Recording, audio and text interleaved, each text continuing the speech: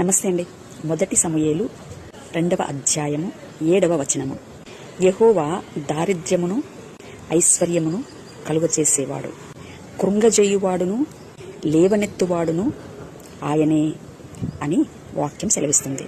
ఇంతకు ఏమిటి ఈ దారిద్ర్యము మరియు ఈ ఐశ్వర్యము అని ఆలోచన చేసినట్లయితే, లోక స్నేహమును వ్యభిచారము చేస్తున్నటువంటి మానవుడి యొక్క మనస్సు పట్టుకున్నటువంటి లోకమనేటువంటి కొమ్మను వదిలిపెట్టడమే ఈ దారిద్ర్యము.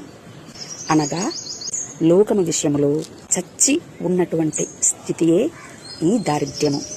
ఇంతకు లోక స్నేహముతో వ్యభిచరిస్తున్నటువంటి మానవుడి యొక్క మనస్సు ఎప్పుడు ఇట్టి దారిద్ర్యపు స్థితిలోనికి రాగలదు అని ఆలోచన చేసినట్లయితే, మానవుడి హృదయములోనే నివాసముంటున్నటువంటి మానవుడి నిజస్వరూపమే అయి ఉన్నవాడు ఎవడో వాడు యుక్త కాలమున తనను తాను బయలుపరుచుకునేటువంటి క్రమములో మన అతిక్రమములకు ప్రతిదండన విధించడము ద్వారా, మన దోషములను మనకు బయలుపరచడము ద్వారా మనలను ఒప్పింపచేయడం వలన మనలో జరిగేటువంటి సంపూర్ణ శరణాగతియే ఈ దారిద్ర్యము.